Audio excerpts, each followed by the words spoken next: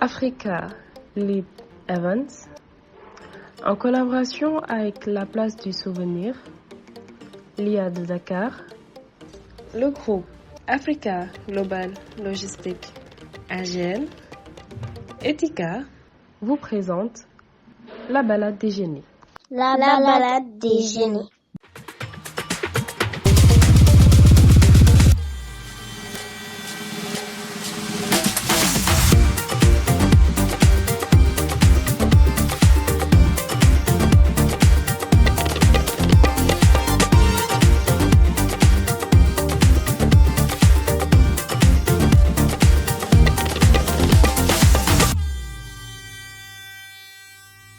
Pour cette première affiche que nous espérons prometteuse, nos débatteurs vont débattre aujourd'hui d'un sujet qui a fait couler beaucoup d'encre, un sujet qui secoue beaucoup l'opinion et vous allez deviner aisément de quoi nous allons parler. Donc le sujet secoue l'opinion, comme je l'ai dit tout à l'heure. En bien ou en mal, nos débatteurs seront chargés bien entendu d'y revenir en longueur. En tout cas, le sujet est intitulé comme suit: les coups d'État en Afrique, 2 points. Mal nécessaire ou problème supplémentaire. Donc aujourd'hui nous sommes dans une configuration un peu qui sort de l'ordinaire, parce que d'habitude nous disons l'affirmative ou la négative, mais pour ce match nous n'aurons pas vraiment d'affirmative ni de négative, mais nous aurons une thèse et une autre thèse à défendre pour chaque équipe.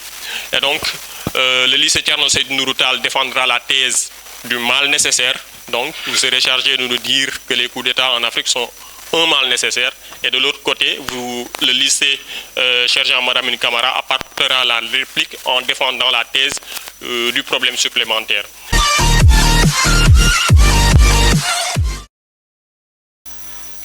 Tout d'abord, permettez-moi de rendre grâce à Dieu de nous avoir gratifié d'une santé et de la plénitude de notre esprit pour représenter notre lycée. Honorables invités, chers membres du jury, auguste public, bonsoir. Devant vous, Mohamed El Moussafa Fall, élève en classe de première L2 au lycée Thierno Seydou Nourou Tall. Si je suis là aujourd'hui, c'est pour défendre la thèse d'un sujet qui m'a été attribué, intitulé « Les coups d'État en Afrique, un mal nécessaire ». Commençons d'abord par définir le concept d'un coup d'État. Qu'est-ce qu'un coup d'État? Un coup d'État est le renversement du pouvoir par une personne investie d'une autorité de façon illégale et souvent brutale. Qu'est-ce qu'un mal nécessaire? Comment un mal peut-il être nécessaire? Nous essayerons de répondre à cette question. Selon la VOA, la Voix d'Afrique, sur les 476 coups d'État réussis ou ratés depuis 1950, 216 ont eu lieu en Afrique, faisant de notre continent la championne incontestée des coups d'État. Sur les dernières années, nous pouvons compter 7 coups d'État en Afrique: le Gabon, le Mali, la Guinée-Conakry, le Soudan, le Tchad, etc. Pourquoi tant de coups d'État en Afrique? Pourquoi notre continent connaît autant de coups d'État en une si courte période? C'est juste le résultat d'une malgouvernance. Les coups d'État sont devenus monnaie courante en Afrique. Et il n'y a pas un seul coup d'État qui n'ait pas été fait pour mettre fin à des régimes à des manœuvres d'un régime civil incapable, grossier, liberticide et tout. Parce que des présidents démocratiquement élus, comme on veut nous le faire croire souvent, une fois au pouvoir, certains d'entre eux deviennent quasiment fous. Et bonjour les dégâts. Ils commencent à s'accaparer de toutes les institutions, faire du pouvoir législatif une branche de l'exécutif, faire du pouvoir judiciaire une branche de l'exécutif qui ne sert qu'à réprimer les opposants et à persécuter les activistes. Plus encore, ces présidents essayent de modifier les constitutions afin de passer plus de temps au pouvoir. Ces coups d'État constitutionnels, on n'en parle pas. Et ces coups d'État constitutionnels favorisent les coups d'État militaires. Et en Afrique, les coups d'État se passent souvent dans des pays où les présidentielles passent et les présidents demeurent. En outre, nous avons les pesanteurs géopolitiques. Si nous observons bien, les coups d'État ont lieu dans la même sous-région, l'Afrique de l'Ouest. Et cette région a quelque chose en commun: la croissance de l'insécurité.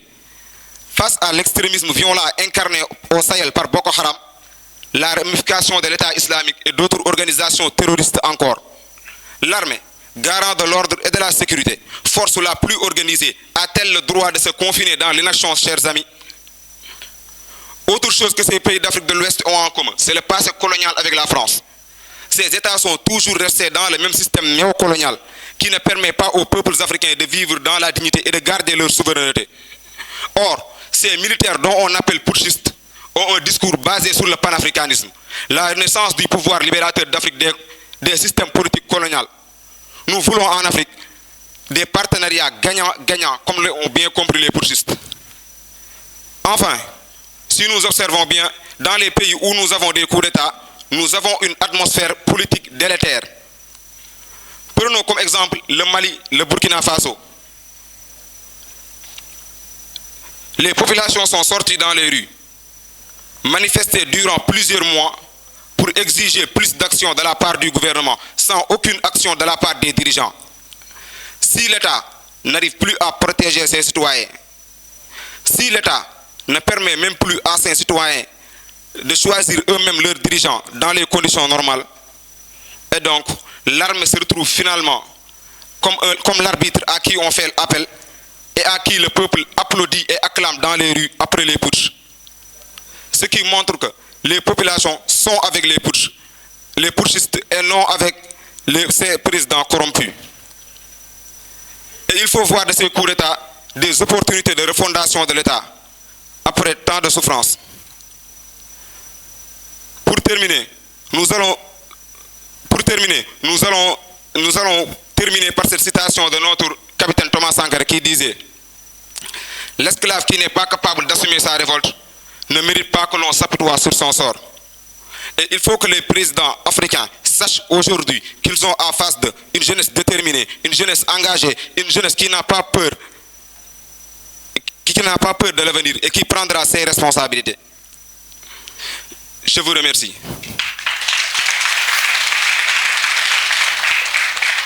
Sur les 487 coups d'État réussis ou ratés de 1950 à nos jours, les 216 proviennent de l'Afrique. Et ceci selon la VOA, plus précisément Voice of America. Honorables membres du jury, honorables invités, chers assistants, très chers co-débatteurs, chers téléspectateurs, et j'en profite sur cette belle atmosphère pour vous dire bonjour avec bonne manière. Devant vous,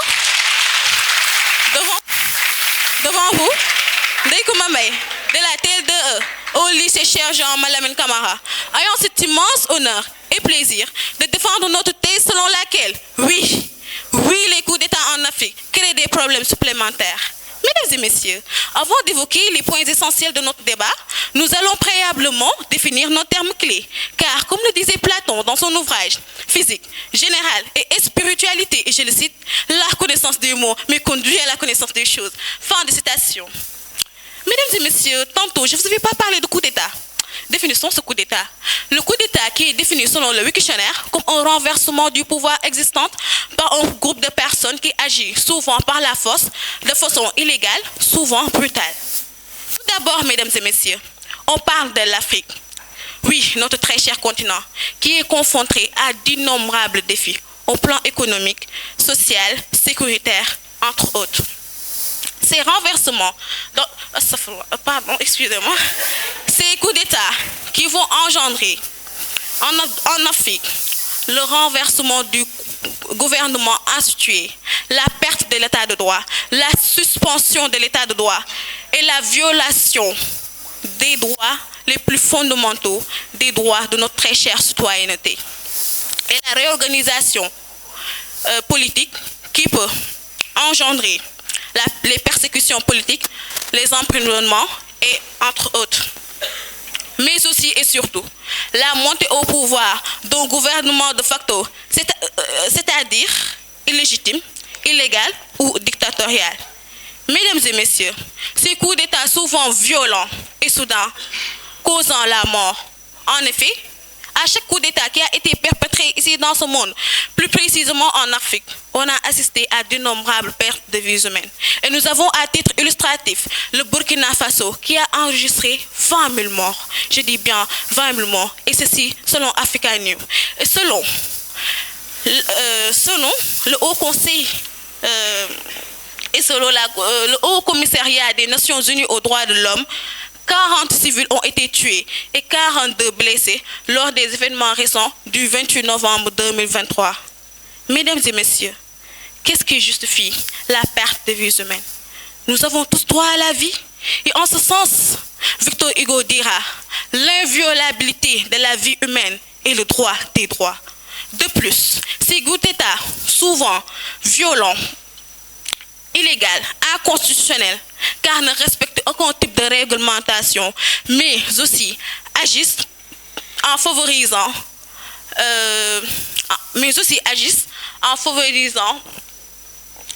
la perturbation des secteurs les plus importants de la société. Au plan militaire, malheureusement, mesdames et messieurs, on assiste aujourd'hui à une guerre en Somalie entre militaires et paramilitaires pour le pouvoir. Ces dirigeants sont souvent éjectés de façon brutale, mais on en vient à l'un des points les plus essentiels de notre débat au plan économique. L'Afrique qui est naturellement pauvre, et ce qui a été très bien illustré avec les rapports de l'ANSD, mais aussi bien du Banque mondiale. On va donc assister à l'accentuation de la pauvreté, à la hausse du chômage, à la fuite des investisseurs étrangers, mesdames et messieurs, à l'inflation que nous vivons tous. Au plan sécuritaire, nous avons à titre illustratif le Mali, qui est confronté à des menaces à la sécurité nationale, criminalité sous toutes ses formes, rébellions récurrentes, extrémisme, violence et terrorisme. Et nous avons à titre illustratif les djihadistes présents là-bas au Mali. Mesdames et messieurs, pensez-vous réellement que ceci est un mal nécessaire? Et pour répondre à nos très chers co-débatteurs ici présents, je les dirais tout simplement, allez dire à ces enfants burkinabés qui ont perdu leurs parents que oui, les coups d'État en Afrique, c'est un mal, mais nécessaire.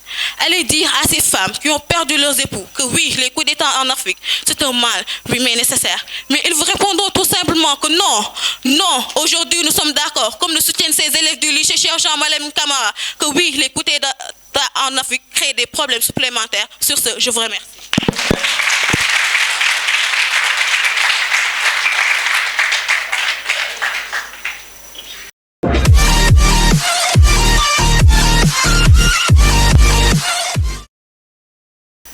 À la suite de mon camarade et coéquipier, permettez-moi, moi Amal Fall, élève en classe de seconde LA, au lycée Thierno Seydou Nourou Tall, d'aborder un autre pan de la légitimation des coups d'État en Afrique.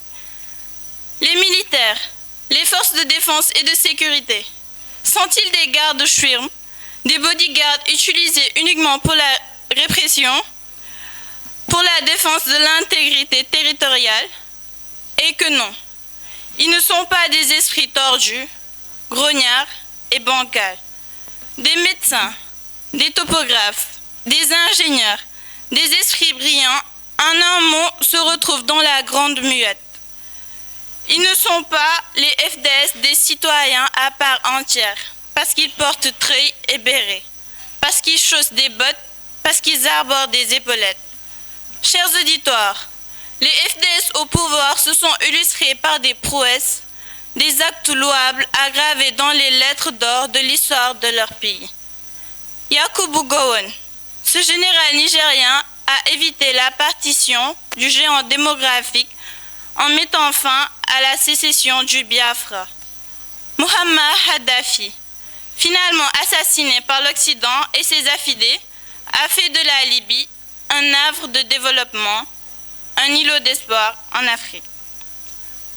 Ces exemples illustrent à souhait le mérite des FDS, force la plus organisée, la plus disciplinée, patriote et dernier rempart face à la justice, face à la délinquance de l'état de droit, à la forfaiture, aux violations systématiques des constitutions. En définitive, les coups d'État ne sont pas un idéal, mais une roue de secours, une réponse urgente et curative face à l'inertie, aux dérives de l'élite politique. Excusez-moi, politiciens. Je vous remercie de votre attention. Merci. Honorables membres du jury, charmant public, chers co-débatteurs, chers téléspectateurs, bonjour. Adamo Diop, je me nomme, élève en classe de première L2 au lycée Sergent Malamine Camara. ayons cet immense honneur de défendre notre thème selon lequel les coups d'État en Afrique créent des problèmes supplémentaires. Comme l'a si bien dit ma consoeur ici présente, Nekumba May, oui, les coups d'État, oui, mesdames et messieurs, oui, les coups d'État créent des problèmes supplémentaires. En effet, la dernière coup d'État en Afrique, plus précisément en Afrique subsaharienne, cache un spectaculaire retournement contre les processus politiques fondés sur les principes électoraux, le multipartisme, qui avait été engagé dans les années 1990. En ce sens, Pierre Jacquemot, expert associé à la Fondation et ancien ambassadeur, montre pour 7 pays concernés: Burkina Faso, Gabon, Mali, Niger, Tchad et sur un autre registre, Soudan. De plus, la prise du pouvoir par les militaires signe la fin d'un cycle, celui de la tentative de démocratisation par l'élection et l'entrée dans un nouveau cycle à l'issue humaine. En Afrique, la demande pour un ordre militarisé remplacerait-elle désormais pour la démocratie civile? En situation de crise politique, sociale ou comme au Sahel, lorsque les populations ressentent les affres d'une forte insécurité, les pouvoirs civils, défaillants bien ou mal élus, laissent s'élargir un espace où peuvent s'engouffrer les militaires. En Guinée, n'ont-ils pas justifié le coup de force en dénonçant en Guinée, n'ont-ils pas justifié le coup de force par la nécessité de mettre fin à la gabegie financière, à la pauvreté, à la corruption, mais aussi à l'appiétinement des droits des citoyens? En celui du Gabon, en août 2023, on assiste à la dénonciation, à une gouvernance irresponsable et imprévisible qui conduit à une déclaration des cohésions sociales pouvant basculer certains pays dans le chaos. Certes, on assiste à la malgouvernance. Certes, on assiste à la gabegie financière, à la pauvreté. Mais, mesdames et messieurs, non. Les coups d'État en Afrique ne sont point un mal nécessaire. Car engendra l'accentuation de la pauvreté, l'insécurité, l'insécurité, mais aussi et surtout la perte de vie. Mesdames et messieurs, qu'est-ce qui peut justifier la perte de vie? Qu'est-ce qui est plus important que la vie humaine? En ce sens, nous, le lycée-sergent Malamine Camara, ici présent à la place de souvenir de Dakar, notre réponse s'oriente à confirmer, oui, à confirmer et à défendre avec certitude, oui, avec certitude que les coups d'État en Afrique créent des problèmes supplémentaires. Merci. Sur ce, je vous remercie. Pour répondre à nos très chers co-débatteurs, comme l'a dit Oudoul Abdullahi du département de sciences politiques de l'université Amadou Bello de Zaria, la jeune militaire ne peut pas résoudre un problème économique car cela dépasse son domaine d'expertise. Pourtant, il n'y a aucun moyen de faire comprendre, de se faire à la population. Il n'y a aucun moyen de comprendre et de faire comprendre à la population. Merci.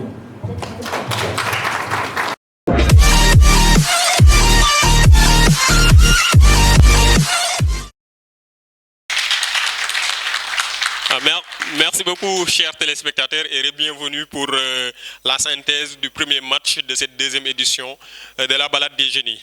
Un match qui a été de haute facture et qui a opposé deux équipes talentueuses, le lycée Cheikh Jean Malamine Camara et le lycée Thierno Seydou Nourou Tall. Donc avant toute chose, j'aimerais décerner à l'encontre de nos quatre débatteurs de sincères félicitations pour les performances que vous avez produites. Sans préjuger du résultat que je vous annoncerai dans quelques minutes, je peux dire que vous vous êtes bien débrouillés et que vous avez fait les efforts nécessaires pour vous adonner à cet exercice que nous savons très difficile, mais que vous avez su dompter en partie grâce à votre résilience. Donc félicitations à vous. Pour ce qui est maintenant du match, le sujet était intitulé ainsi: les coups d'État en Afrique, mal nécessaires ou problèmes supplémentaires. Et donc c'est le lycée Thierno Seydou Nourou Tall qui défendait la thèse du mal nécessaire. Et donc on va commencer par eux par rapport à la synthèse. Donc le premier débatteur qui est passé pour le lycée Thierno Seydou Nourou Tall est le débatteur Mohamed El Mustafa. Donc il a commencé déjà par donner une définition des termes du sujet, ce qui était attendu, sauf que vous n'avez pas défini le terme mal nécessaire. Donc pour pouvoir asseoir la thèse selon laquelle les coups d'État sont un mal nécessaire, il fallait au moins prendre l'appel de nous définir ce qu'est un mal nécessaire, en nous disant que par exemple on parle d'un mal nécessaire lorsqu'une chose est mauvaise. Ça, il fallait partir là-dessus en fait. Lorsqu'on parle de mal nécessaire, c'est parce que la chose est mauvaise, mais la chose est utile pour éviter de pires situations. Donc c'est ça, vraiment, il fallait faire l'effort de conceptualiser le terme mal nécessaire pour pouvoir justement utiliser cette conceptualisation-là à votre avantage. Malheureusement, cela a manqué de votre côté. Maintenant, vous avez aussi également, comment dirais-je, quelque chose à corriger du point de vue de la forme. Nous avons vu plusieurs fois lever les yeux comment dirais-je, vers le minuteur. Alors certes, il vous est demandé d'être attentif au temps qui passe, mais il faut s'y prendre d'une manière en fait qui n'est pas trop voyant et qui ne porte pas trop atteinte à votre performance du point de vue de la forme. Également, autre chose à gommer, vous avez tendance à vous essouffler et pour reprendre votre souffle, vous avez tendance à par exemple sortir la langue. Donc ça aussi, je l'ai remarqué 3 fois à votre niveau. Ça aussi, il faut faire attention en quelque sorte. Donc, ce sont des considérations de forme sur lesquelles il faut travailler pour ne pas, comment dirais-je, porter atteinte à votre performance, j'allais dire. Et donc, du point de vue de la gestuelle également, on note que vous faites vraiment l'effort d'utiliser la main qui ne tient pas le micro chez vous. Parce que vous avez le micro accroché ici, n'est-ce pas? Donc, vous faisiez l'effort d'utiliser vos mains. Maintenant, ce que je peux vous reprocher par rapport à l'utilisation des mains, c'est parfois c'était un peu anachronique. C'est-à-dire qu'on avait toujours droit au même schéma. Vous étiez dans ça, sans jamais lasser. Donc, il faut savoir diversifier aussi la gestuelle. Et donc, ne pas toujours accompagner tout ce que vous dites avec les mêmes mouvements, de la main, par exemple. Pour ce qui est du fond de votre intervention maintenant, vous êtes revenu sur pas mal d'arguments intéressants. Les coups d'État ne naissent pas ex nihilo. Donc, vous deviez, à votre niveau, justifier l'utilité en quelque sorte des coups d'État. Et cela devait naturellement commencer par expliquer que les coups d'État en Afrique ne naissent pas ex nihilo. Et donc, les coups d'État procèdent de certaines réalités qui les justifient. Au chapitre de ces réalités-là, vous avez avancé la malgouvernance, oui. C'est souvent en réponse à des crises de malgouvernance que les militaires décident de s'insurger dans le champ politique pour récupérer le pouvoir et l'exercer à leur profit. Vous avez énoncé l'argument de l'insécurité, c'était un bon argument. Si eu égard notamment à la situation au Mali, où vraiment c'est l'incapacité du gouvernement civil à gérer les problèmes sécuritaires auxquels était confronté le Mali, qui justifie en partie la volonté des putschistes de prendre le pouvoir. Vous avez également évoqué l'argument du néocolonialisme. Oui, ça peut être accepté dans une certaine mesure, vu que nos militaires ont toujours tendance à dire que l'État fonctionne à la solde d'autres États, et donc il convient de rectifier cette trajectoire-là. Vous avez également parlé des crises politiques pour lesquelles l'armée veut s'insurger en tant qu'arbitre du jeu et de la refondation de l'État. Donc, c'était des arguments intéressants dans l'ensemble.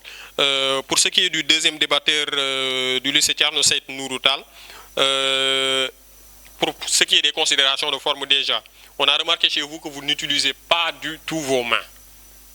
Tout le long de votre intervention, vos mains étaient posées sur le pupitre et pas une fois on a vu faire l'effort de lever la main, de gesticuler en quelque sorte, d'accompagner votre propos par la gestuelle. Et ça, c'est très mal vu en quelque sorte. Et surtout, l'autre tare qui a encombré votre discours, c'est par rapport au temps. On vous a donné 5 minutes, vous avez fait, si j'ai bien noté, que 2 minutes 12. J'apprends à témoin les deux autres membres du jury en quelque sorte. Donc on ne peut pas vous donner 5 minutes pour que vous fassiez moins de 3 minutes. C'est très très très mal vu et ça a constitué une grosse star dans votre intervention. Maintenant, ce qu'on a remarqué du point de vue de la forme, c'est la dépendance au support. Certes, vous êtes autorisé à avoir votre support posé sur le pupitre, mais il faut savoir se détacher de ce support-là. Il faut savoir intervenir le plus naturellement possible sans toutefois être scotché au support. Maintenant, par rapport aux arguments que vous avez avancés, vous êtes venu et vous vous êtes calé dans une démonstration par les faits en quelque sorte. Parce que vous nous avez fait parvenir par exemple l'exemple de plusieurs coups d'État qui ont porté les fruits. Également, ça c'était une bonne approche pour dire que les coups d'État finalement, ce n'est pas ce que l'on pense d'habitude, mais ça peut produire des résultats. J'ai en mémoire par exemple le regretté président Jerry Rawlings du Ghana. Tout le monde sait qu'il a accédé au pouvoir au Ghana par les armes. Mais il a transformé radicalement le Ghana et il a fait du Ghana aujourd'hui l'une des démocraties les plus reluisantes d'Afrique. C'est en partie grâce à lui, alors que son action a démarré par un coup d'État. Donc la démonstration que vous avez entamée par des exemples concrets était bienvenue. Et l'autre exemple que vous avez développé dans le cadre de vos interventions, même si elle était courte, vous avez souligné l'idée selon laquelle les coups d'État étaient tout simplement des réponses aux dérives. Donc ça aussi, nous vous le concédons volontiers, vu que les coups d'État viennent souvent en réponse, aux dérives de certains régimes qui veulent s'approprier, mais surtout s'accaparer du pouvoir sans vouloir le rendre. L'exemple de la Guinée en est, la preuve la plus éloquente. Par exemple, on sait qu'Alpha Condé n'avait pas droit à un troisième mandat. Il a fait réviser la Constitution pour avoir droit à un troisième mandat. Maintenant, il a été renversé 1 an après son élection. Donc, on peut dire que ce coup d'État-là est venu pour rectifier en partie, cette dérive autoritaire dans laquelle s'était engagé Alpha Condé. Maintenant, quelque chose que l'on pouvait attendre de votre côté, mais que vous n'avez pas développé ou que vous n'avez débloqué que très succinctement, c'est l'aspect économique tout simplement. Donc, j'ai entendu un débatteur dire que nos États sont déjà pauvres. Certes, oui, mais il fallait insister beaucoup plus sur ce point. Parce que par exemple, dès qu'il y a coup d'État, on sait que nos États vivent la plupart du temps sous assistance respiratoire. Dès qu'il y a coup d'État, toutes les organisations internationales, par exemple, coupent le schéma d'aide qu'ils avaient envers nos États. Et du point de vue économique, c'est le premier ressenti. Si vous allez dans les États où il y a des coups d'État, le premier ressenti, c'est un ressenti économique. C'est un ressenti de produits qui manquent, c'est un ressenti d'inflation. Et donc cet aspect-là, vous ne l'avez développé que très sommairement, alors que ça a constitué vraiment un vivier d'arguments pour défendre votre thèse. Je vais me tourner du côté maintenant, du lycée Cheikh Lamine Camara. La première intervenante, c'était Ndaï Koumba. Donc, elle a commencé par donner une définition des termes du sujet, ce qui était bienvenu également. Et, pour ce qui est de la forme maintenant, la gestuelle, chez vous, c'est bien, vous faites l'effort de faire la gestuelle, mais comme je le disais tout à l'heure, elle est souvent anachronique. Donc, il faut savoir diversifier la gestuelle pour vraiment apporter d'autres gestes que ceux que vous faisiez d'habitude. Ce que vous faites d'habitude, autant pour moi. Donc, aussi, autre chose qui est très mal tombé dans votre discours, l'interjection. Astaghfirullah. Il faut faire très attention lorsqu'on parle en public. Donc, ce type d'interjection-là, c'est à bannir tout simplement. Et donc, ce qui peut vous aider, c'est d'avoir une pleine maîtrise de votre texte, tout simplement. Cela va vous éviter déjà de buter sur des mots pour devoir recourir à des interjections. Et cela va vous épargner également d'avoir des trous de mémoire qui parfois peuvent vous engager dans des formules qui ne sont pas du tout orthodoxes. En tout cas, en la matière. Tout le monde sait que Astaghfirullah, c'est bon. Mais ici, c'est nous, du point de vue du jury, qui étions tentés de dire « Ah, Astaghfirullah », lorsque nous vous l'avons entendu dire vous-même. Donc, autre chose, c'est qu'il y a eu beaucoup de statistiques dans votre discours. Sauf que toutes les statistiques n'étaient pas sourcées. Une statistique non sourcée égale 0, en termes de prise de parole en public. Si vous nous dites une statistique et que vous n'êtes pas capable de nous dire de quel rapport, de quel document, à quelle page, de quelle institution provient ces statistiques-là, désolé, mais ces statistiques-là vont compter en quelque sorte, comme une sorte de toilettage de votre discours, mais ça ne va pas avoir l'apport que ça devait normalement avoir. Donc, évoquer des statistiques, c'est bien, mais il faut faire l'effort à l'avenir vraiment de sourcer ces statistiques-là pour que l'argument justement ait plus d'autorité. C'est que la dernière considération de forme, en fait, c'est par moment aussi, on a remarqué chez vous une certaine dépendance au support. Donc, il faut avoir une pleine maîtrise de ce que vous dites pour vous départir de votre support. Par rapport au fond, comment dirais-je, de votre discours, vous êtes revenu sur des arguments intéressants pour nous dire, par exemple, que les coups d'État étaient un problème supplémentaire. Pourquoi? Parce qu'ils débouchent autant pour moi le plus souvent sur des persécutions, parce qu'ils débouchent sur des dictatures, parce que les conséquences des coups d'État sont désastreuses. Vous nous avez parlé de morts, vous avez avancé là aussi des chiffres sans pour autant évoquer les sources, ce qui est malvenu. Vous avez parlé également des conséquences économiques, l'accentuation des problèmes, la sécurité, etc. Donc, par rapport à ces arguments-là, je pense que c'était de bons arguments à l'appui de votre thèse. Maintenant, pour en venir à la deuxième débatteuse du jour, Adama Diop, si j'ai bonne mémoire.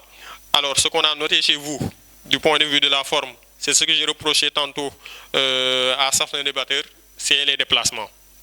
Donc, il ne faut pas se déplacer, il ne faut pas bouger les pieds. Je vous ai vu bouger les pieds derrière le pupitre. Heureusement que cette année, on a un pupitre transparent. Ça nous permet de voir en toute transparence ce que font les débatteurs derrière le pupitre. Donc, il ne faut pas trop bouger les pieds lorsque vous êtes en train de parler en public devant un pupitre cuplisé. Donc, il faut toujours avoir cette posture droite-là, les pieds bien ancrés au sol. D'ailleurs, c'est le premier conseil qu'on donne aux gens qui veulent parler en public en quelque sorte. Il faut avoir une position qui est stable. Et la stabilité passe par vraiment gommer certains mouvements qui sont malvenus. L'autre chose, du point de vue de la forme, il faut savoir quitter d'une certaine manière. Je disais tantôt qu'il faut savoir soigner sa sortie. Vous nous avez annoncé vouloir sortir pour revenir développer. On n'a rien compris à ce stade. Donc, vous ne pouvez pas avoir remercié le jury. Personnellement, j'ai arrêté de vous écouter à ce niveau. Parce que vous m'avez déjà remercié, moi je m'en vais faire le travail d'appréciation sur votre prestation. Donc vous ne pouvez pas remercier le jury, merci honorable membre du jury, pour revenir dire, pour répondre à la question et prendre 1 minute pour développer presque. Donc ça, il faut vraiment, quand vous sortez, vous sortez. Si vous voulez rester, restez. Mais si vous dites vouloir sortir, il faut sortir tout simplement. Donc ça aussi, je l'ai relevé dans votre discours. Et également la dernière considération de forme, la lecture. Donc la dépendance au support. Il faut vraiment avoir une pleine maîtrise de ce que l'on dit. Sur les sources, vous nous avez dit à un stade de votre discours, Pierre, je ne sais plus le nom, montre que, d'accord, Pierre montre, c'est bien. Bravo à Pierre, mais où? Quand? Comment? Pierre montre quoi? Donc ça, il faut vraiment faire l'effort de peaufiner la manière dont vous déclinez les sources. Sinon, l'information sur Pierre, c'était intéressante, très intéressante même, mais du point de vue de la notation, ça ne vaut pas grand-chose en fait, vu que c'est une information qui n'est pas sourcée. Donc ça aussi, il faut faire attention. Du point de vue des arguments que vous avez avancés maintenant, vous nous avez dit que les coups d'État, autant pour moi, débouchent sur une certaine fragilisation des acquis démocratiques, ce qui est vrai. Et également, vous nous avez parlé de la légitimation des coups d'État. Donc, les coups d'État qui, selon votre argumentaire, sont souvent légitimés par l'inertie des pouvoirs civils qui explique donc le recours au pouvoir militaire. Maintenant, ce qui était attendu de votre côté et que nous n'avons pas vraiment retrouvé, l'argument était pourtant le plus simple ou en tout cas le plus apparent, c'est que souvent, les coups d'État débouchent sur exactement les mêmes problèmes qu'ils entendent résoudre. On le voit partout en Afrique. Tu vois des coups d'État, par exemple. Tu vois un chef de l'État qui veut se maintenir à la tête de son pays, sans que la Constitution ne lui en donne droit. Le militaire vient, normalement, il doit organiser une transition. Ce qu'on remarque avec nos coups d'État, c'est que les transitions sont à durée indéterminée. On va commencer par dire, pour rassurer le peuple, période de transition de 2 ans. Au bout de 10 mois, on va se réunir pour dire qu'il y a problème, donc on propose de rallonger 3 ans. À la fin des 3 ans, on va venir créer un autre problème pour dire que transition 5 ans. Ça va finir ainsi. Et donc, tu es venu pour mettre fin au pouvoir d'un homme qui a entendu se maintenir au pouvoir, mais tu viens toi-même pour te maintenir au pouvoir. Ça, c'est vraiment un argument qu'il fallait utiliser pour montrer que les coups d'État en Afrique ont tendance à déboucher sur l'exact contraire de ce qu'ils prétendent faire. Et c'est exactement la même chose contre quoi ils luttaient en quelque sorte. Donc ça, malheureusement, nous ne l'avons pas retrouvé chez vous, mais indépendamment de cet aspect-là, les arguments que vous avez avancés étaient très intéressants. Donc c'était ça pour la synthèse. Maintenant, on va passer aux résultats.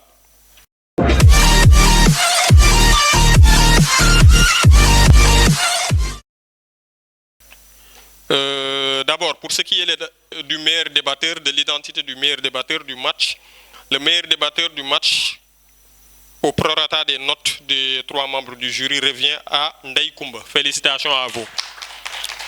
Pour mettre fin au suspense, l'équipe de l'UFR, je me prends à l'université en ce moment, l'équipe du lycée Thierno Seydou Nourou Tall enregistre une moyenne de 65 points et l'équipe du lycée Sergent Lamine Camara gagne le match avec 72,33 points. Donc, c'est le lycée Sergent Lamine Camara qui s'impose dans le cadre de cet affrontement. Donc, félicitations à vous. Bonne chance pour la suite.